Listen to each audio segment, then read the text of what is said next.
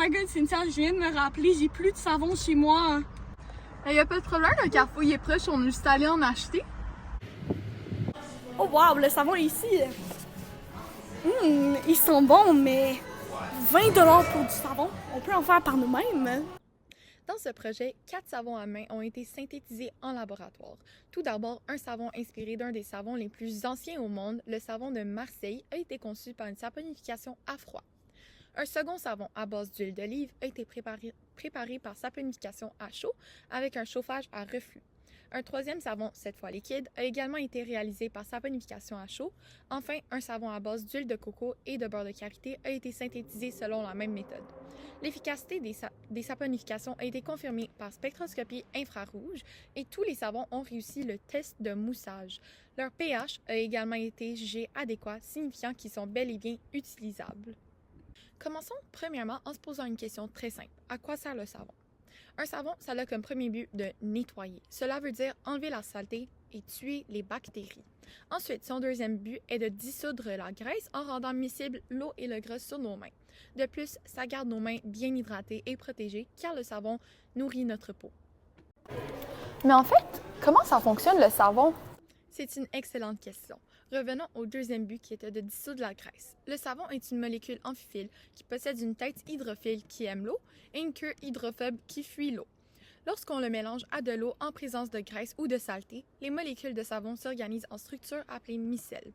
Les queues hydrophobes se regroupent au centre, piégeant les particules de graisse, tandis que les têtes hydrophiles restent en contact avec l'eau. Cette organisation rend la saleté soluble dans l'eau, ce qui permet de l'éliminer facilement en rinçant. Donc dans le fond, Cynthia, ça va être quoi les buts de notre projet? Donc, notre premier but va être de saponifier les huiles, ensuite de caractériser par spectroscopie infrarouge et par test de pH, et finalement de tester le pouvoir moussant et de faire un test de moussage. La technique que nous avons utilisée est la saponification, qui est une réaction chimique entre un corps gras et une base forte qui produit du savon et de la glycérine. Cette technique est notamment utilisée pour éteindre des feux d'huile. En fait, il y a des extincteurs à produits chimiques humides qui contiennent une base spéciale qui réagit avec les huiles en feu par saponification. Cette réaction transforme l'huile en une mousse savonneuse qui refroidit la surface, étouffe les flammes et forme une barrière protectrice qui empêche l'oxygène de raviver le feu, ce qui éteint l'incendie et empêche toute réinflammation. Mais Clara, en fait, c'est quoi qu'on veut retrouver dans un bon savon?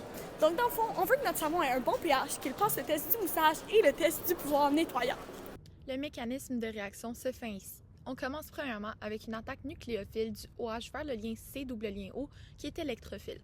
On forme un intermédiaire. Ensuite, il y a départ du groupe partant et reformation du lien C double lien O. Puis finalement, une déprotonation et une formation d'un alcool qui est en fait du glycérol et d'un acide gras qui forment ensemble un savon.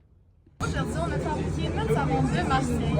Nous avons mélangé de l'huile d'olive et de l'huile de noix de coco avec une solution de NaOH 30% masse sur volume. Nous avons laissé le mélange épaissir pendant 40 minutes. Il est maintenant temps de mettre le savon dans les moules. Nous avons ensuite laissé les savons reposer pendant 4 semaines afin de laisser le temps à la réaction de saponification de s'effectuer. Donc aujourd'hui, nous faisons un savon à l'huile d'olive à chaud. Nous sommes en train de faire un chauffage à reflux. Nous sommes en train de faire chauffer l'huile d'olive, l'éthanol et la solution de NaOH 20% M sur M. Donc maintenant, on est rendu à l'étape de l'arrière. Donc on vient de mettre notre savon dans une solution saturée de NaCl. On va mettre dans le bain glace et on va attendre la séparation des feuilles. Nous passons maintenant à l'étape de filtration sous vide pour récupérer le solide.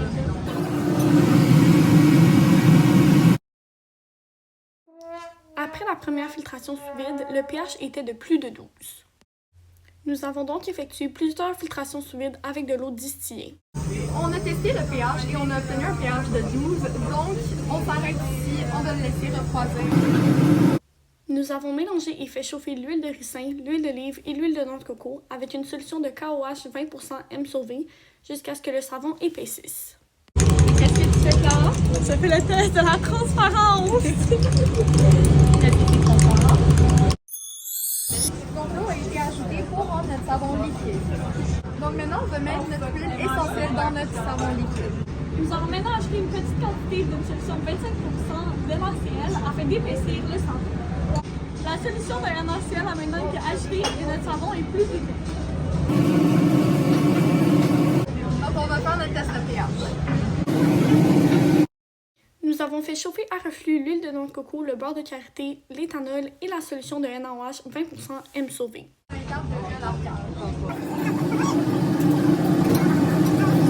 maintenant, on va le mettre dans notre bain de lance. Pour la filtration fluide. On va essayer de mettre de l'eau pour rendre notre savon un peu moins basique. Voici la consistance après quelques filtrations sous vide. Ici, on peut voir que le test de moussage est en train d'être effectué. Ici, on est en train d'effectuer le test du pH. Pour ce faire, nous avons mélangé une petite quantité de savon avec un peu d'eau.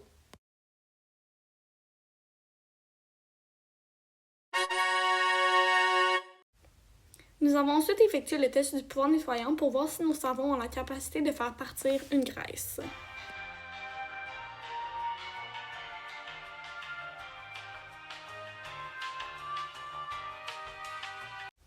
Pour finir, nous avons caractérisé les savons par spectroscopie infrarouge.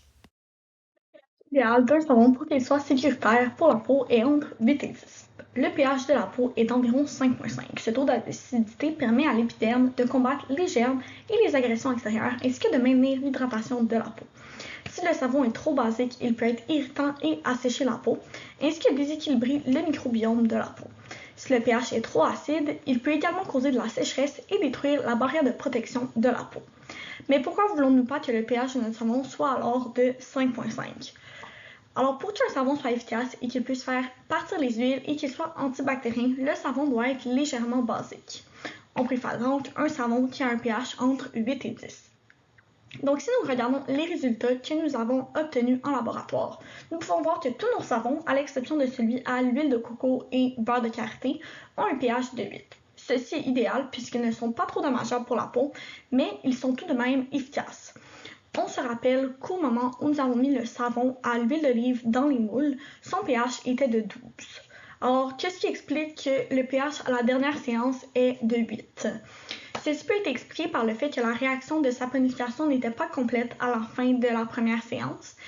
Mais en laissant reposer le savon pour 3 semaines, nous avons permis à la réaction de saponification de continuer, mais cette fois à froid. Finalement, le savon à l'huile de coco et au beurre de karité a un pH de 11. Encore une fois, il est probable que la saponification à chaud qui a été faite en 2h30 de laboratoire n'ait pas permis aux huiles et au NaOH de réagir complètement. Cependant, il s'agit du dernier savon que nous avons fait et il a reposé pendant seulement une semaine avant que nous caractérisions les savons. Il est donc possible qu'il reste un peu de NaOH qui n'ait pas réagi. Si nous regardons nos tests de pouvoir nettoyant, nous remarquons qu'en effet, toute trace d'huile se fait enlever des gants après le lavage des mains. Cela indique que le savon contient assez de molécules amphiphiles actives pour entourer les particules d'huile, former des micelles et solubiliser efficacement dans l'eau. Finalement, le fait que le savon mousse lors du lavage des mains indique qu'il y a une bonne présence de tensioactifs. Dans notre savon, les molécules tensioactives sont les sels d'acide gras. Les queues hydrophobes aiment l'air et donc elles s'alignent autour de ces bulles. Elles forment une barrière fine qui stabilise les bulles d'air et crée la mousse. L'analyse du spectre infrarouge d'un savon pur nous permet de voir ce que nous devrions retrouver dans le spectre infrarouge de nos savons si la saponification a bien fonctionné. Nous pouvons retrouver une bande large à 3427 qui démontre la présence d'hydroxyle dans le produit. Cette présence de OH montre que nous retrouvons du glycérol qui est un produit secondaire dans la réaction de saponification. Nous pouvons également retrouver deux bandes autour de 1440 et 1561 qui représentent le groupement ClO- qui est typique du sel d'acide gras que nous retrouvons à la fin de la saponification. Nous pouvons voir deux bandes distinctes car le groupement carboxylate se manifeste par des vibrations symétriques et asymétriques que nous pouvons retrouver dans le spectre infrarouge. La bande que nous pouvons observer à 1561 représente les vibrations asymétriques et celle à 1440 représente les vibrations symétriques. On observe également des bandes à 2855 et 2915 qui représentent les vibrations d'élongation des liaisons CH des longues chaînes carbonées, caractéristiques des acides gras présents dans le savon. Finalement, l'absence de bandes autour de 1700 confirme l'absence de groupement ester. Cette absence d'ester confirme que la réaction de saponification est complète. Nous retrouvons les mêmes groupements dans le savon de Marseille que dans le spectre du savon pur. En effet, nous retrouvons une bande forte et large vers 3389 qui représente le groupement hydroxyle. Plus précisément, la présence de glycérol dans notre savon obtenue par la saponification à froid. Nous pouvons également retrouver les deux bandes du groupement carboxylate vers 1557 et 1424. Encore une fois, le groupement carboxylate s'est manifesté sous la forme de vibrations d'élongation symétriques et asymétriques.